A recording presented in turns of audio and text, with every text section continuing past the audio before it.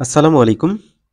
সপ্তম শ্রেণীর গণিত টিউটোরিয়ালে তোমাদেরকে স্বাগতম। এই ভিডিওতে সমানুপাত ও লাভ ক্ষতি এই অধ্যায়ের অনুশীলনী 2.1 এর 10, 11 এবং 12 নম্বর অঙ্ক সলভ করব। চলো প্রথমে আমরা 10 নম্বর অঙ্কটা পড়ে ফেলি। এখানে কি বলা হয়েছে? এখানে বলছে সবুজ, ডালিম ও লিংকন 3 ভাই। তাদের পিতা 6,300 টাকা তাদের মধ্যে ভাগ করে দিলেন। এতে সবুজ ডালিমের 5 ভাগের 3 ভাগ এত অংশ এবং ডালিম লিংকনের দ্বিগুণ টাকা পায়। প্রত্যেকের টাকার পরিমাণ বের করো। এইখানে একটা জিনিস দেখো, এই যে সবুজ ডালিমের এত অংশ পায়, আবার ডালিম লিংকনের দ্বিগুণ পায়। তো সবুজের এবং ডালিমের এখানে স্পেসিফিকভাবে অংশগুলো দেওয়া আছে, কিন্তু লিংকনের কোনো এখানে টাকা আমরা দেখতে পাচ্ছি না। তো লিংকনের টাকাটা প্রথমে আমরা ধরে নেব, ধরে নিয়ে অন্যদের টাকাগুলো বের করব। খেয়াল করো সমাধান। মনে করি লিংকন পায় ক টাকা, এটা আমরা ধরে নিলাম। ডালিম পাবে কি?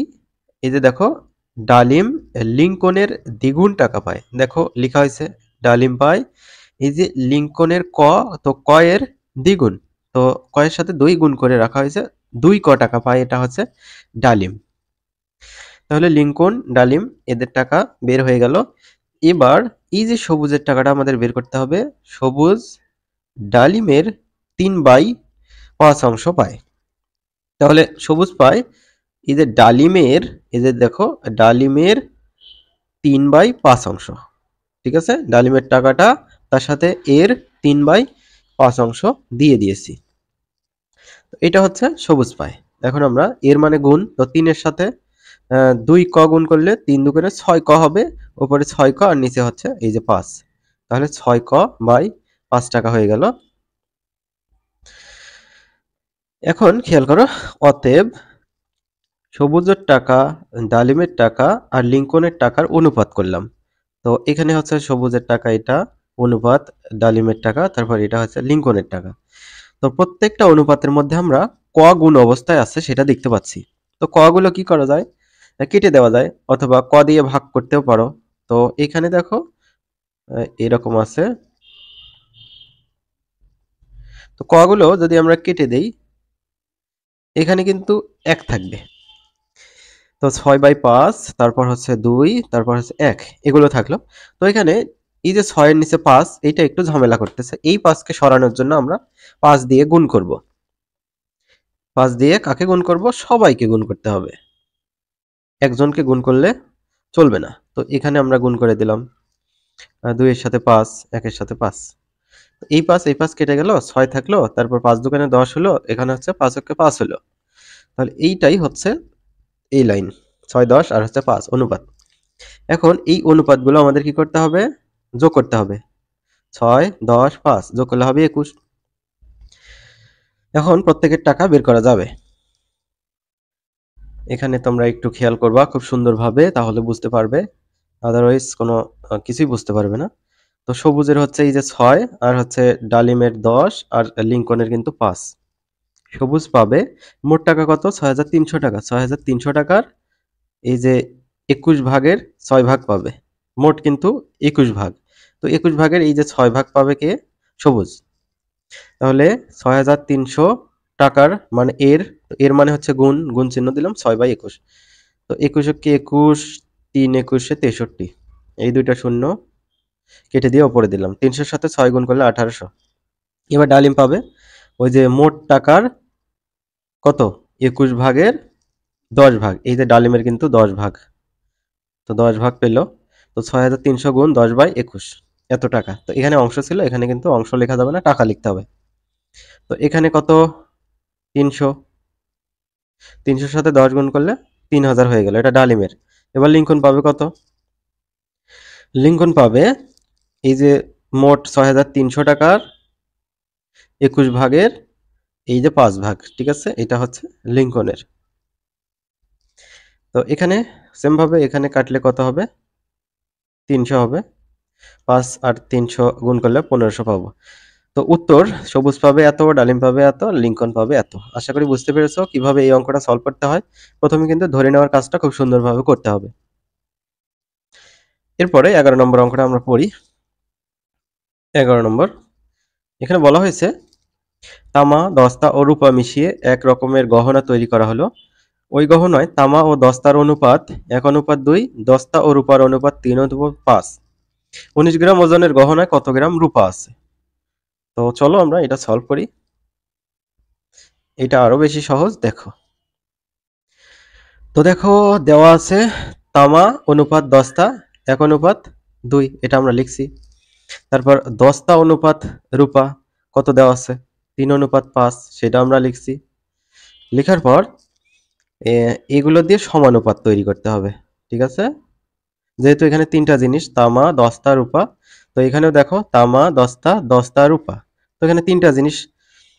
তো আমরা সমানুপাত তৈরি করতে পারি। সমানুপাত আমরা কিভাবে তৈরি করব?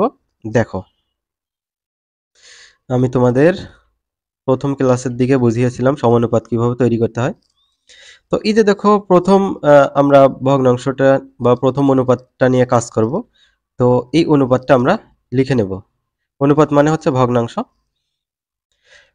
তো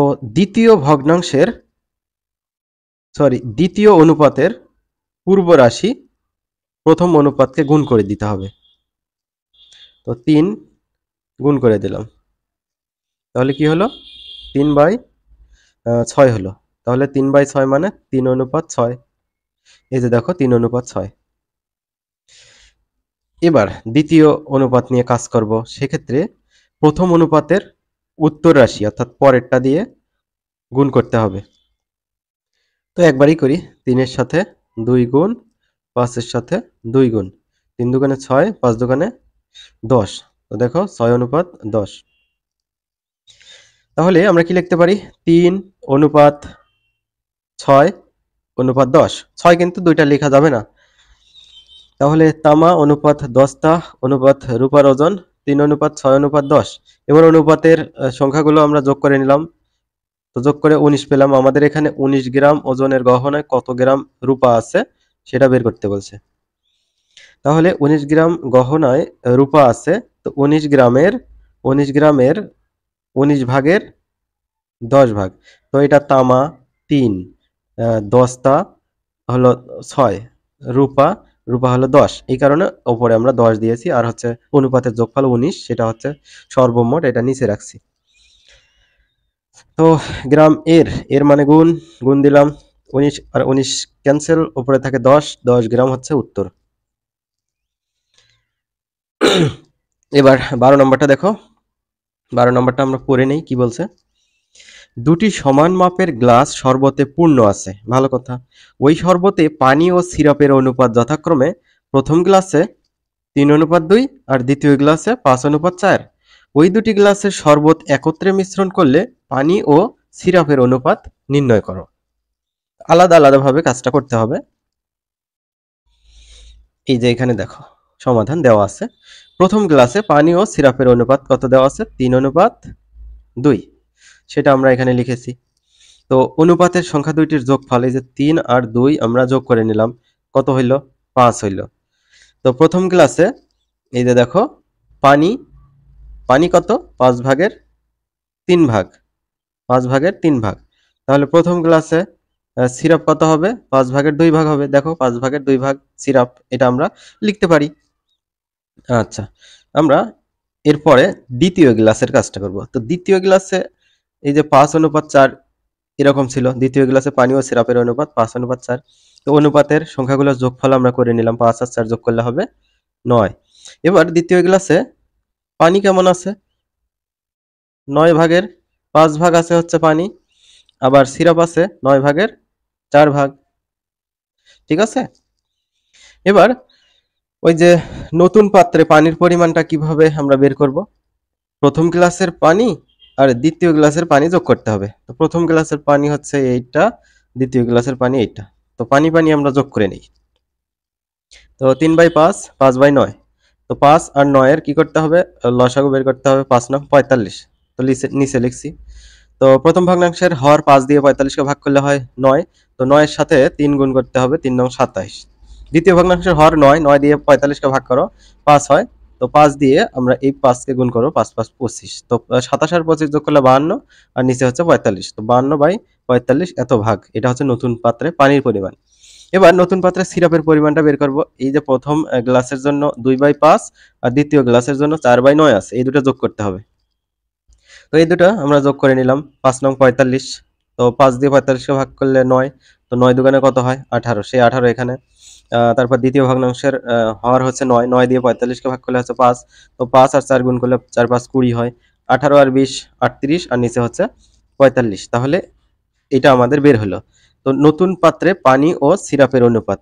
তো নতুন পাত্রে পানির পরিমাণ হচ্ছে এই যে এটা 52/45 আর সিরাপের পরিমাণ হচ্ছে 38/45। তো এই দুটোর অনুপাত আমরা এখানে লিখে নিয়েছি। তো অনুপাত মানে কি? কি করা? অনুপাত মানে হচ্ছে ভগ্নাংশ। তো একটা কাজ করতে পারি।